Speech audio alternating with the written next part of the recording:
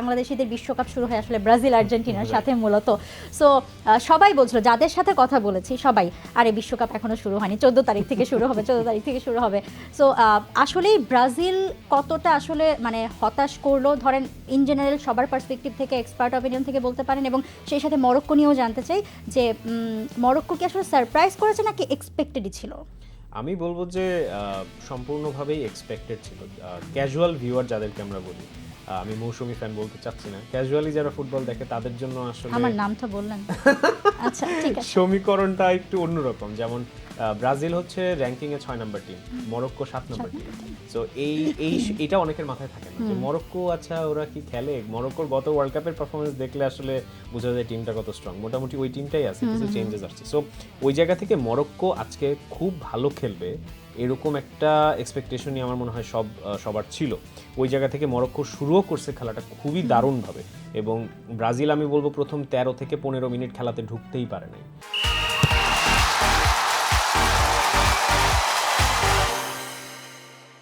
এবং ওইখানে যে মিডফিল্ড ডমিনেন্স থেকে শুরু করে ওভারঅল একটা ক্লিনিক্যাল ফিনিশিংয়ের ব্যাপার, ডিফেন্সে খুব প্রপার স্ট্রাকচার মেনটেন করা, সব জায়গা থেকে আসলে মরক্কো নিজেদেরকে একদম proper legitimate team, not a dark horse, not let's say underdog, ওই তকমা থেকে যে ওরা বেরিয়ে গেছে, এটা আসলে এই প্রথম ম্যাচে ওরা একটা জানান দিয়ে দিছে। এবং ব্রাজিলের যেই গ্রুপটা, ওই গ্রুপটাতে এখন সমীকরণটা বেশ ডিফিকাল্ট হয়ে গেছে। সো মরক্কো সারপ্রাইজ করে নাই। আমার কাছে মনে হয়েছে যে ব্রাজিলকে আসলে সবাই যেভাবে বলছিল যে এই ওয়ার্ল্ড কাপে ব্রাজিল খুব বেশি একটা ভালো হয়তো বা পারফর্ম করতে পারবে না, সেই জায়গা থেকে ব্রাজিল আসলে খুব বেশি উত্তর দিতে পারে নাই ওই কোয়েশ্চেন বা ওই ডাউটটা। সো দুইটা পক্ষ থেকেই মরক্কো ভালো খেলছে এক্সপেক্টেড ছিল, ব্রাজিল হয়তো বা অত ভালো পারফর্ম করতে পারবে না, ওইটাও আসলে আমরা দেখলাম। এক রেজাল্টটাকে এক্সপেক্টেড ছিল।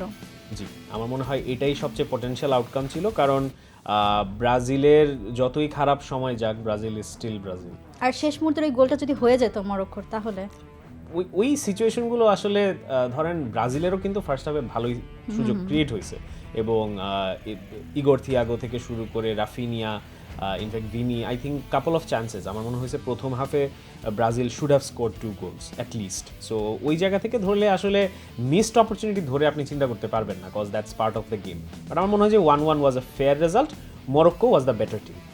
ওকে, যা গেছে গেছে, সামনে আরও ভালো দিন আসুক।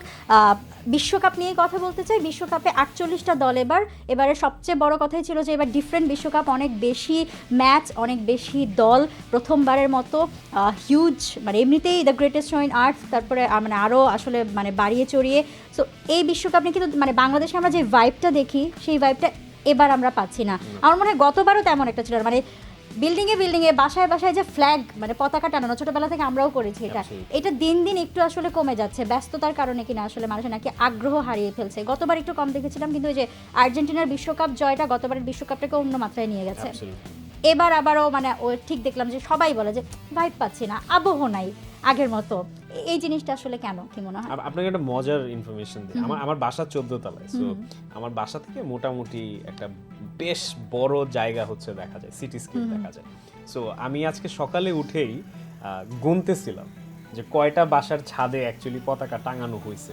আমি হাতে গুনে হয়তো 5-10টা বিল্ডিং পাইছি, যেটা কিন্তু খুবই অবিশ্বাস্য একটা ব্যাপার। আপনি যদি গত ওয়ার্ল্ড কাপের সময় আমি যখন দেখতাম যে পুরো একটা মোজাইকের মতো হয়ে যেত পতাকাতে, টার্কির পতাকা, টার্কি ছিল না, সৌদির পতাকা অনেক জায়গায় দেখা যেত। সো অনেক ভ্যারাইটি ছিল। এবার ব্রাজিল আর্জেন্টিনার পতাকাই দেখা যাচ্ছে না। সো আমার মনে হয় এটা একটা খুবই বেসিক জায়গা থেকে একটা ইন্ডিকেশন যে আসলে হচ্ছে না। এটা একটা কয়েকটা রিজন আছে। কয়েকটা রিজনের মধ্যে মেইন যে রিজনটা, আমি যদি আপনাকে এখন জিজ্ঞেস করি অ্যাজ এ ক্যাজুয়াল ভিউয়ার যে আপু এবার বিশ্বকাপ খেলা কয়টা বাজে দেখাবে, আপনি আমাকে উত্তর দিতে পারবেন না।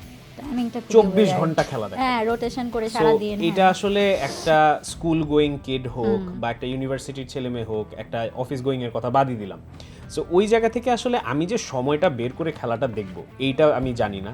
দেন আরেকটা যেটা সমস্যা আমার কাছে মনে হয়েছে যে ওভারঅল 3টা দেশে যখন আসলে অর্গানাইজিং বিষয়টা হয়েছে, তখন এত ছড়ানো ছিটানো সব কিছু যে একজন যে ইনভেস্টেড না ফুটবলে, ওই 4 বছরে একবারই ফুটবল দেখে, সে আসলে কি জন্য ফুটবল দেখে, সে এনজয় করতে চায়। তার এত কমপ্লিকেশন, এত হিসাব নিকাশ, তারপরে আবার কোয়ালিফিকেশনেও এখন আবার নতুন নতুন রুল, আপনার হচ্ছে রেফারিং এর নতুন রুল, অনেক, হ্যাঁ। এত কিছু তো একটা মানুষের জন্য গ্রাস্প করা ডিফিকাল্ট। মানে জিনিসটাকে মানে যেভাবে ফিফা আমার মনে হয় চিন্তা করছে যে ম্যাচ বাড়াই, বাড়াই, ওইটা বাড়াই, সেটা বাড়াই, সব বাড়াই, তাইলে হয়তো মানে সাকসেসফুল হবে। বাট বাড়ানোর সাথে সাথে যে কমপ্লিকেশনগুলো আসে, এইটা আসলে রেগুলার ফুটবল ফ্যানদেরই আমার মনে হচ্ছে যে আমি নিজেই কনফিউজ হয়ে যাচ্ছি।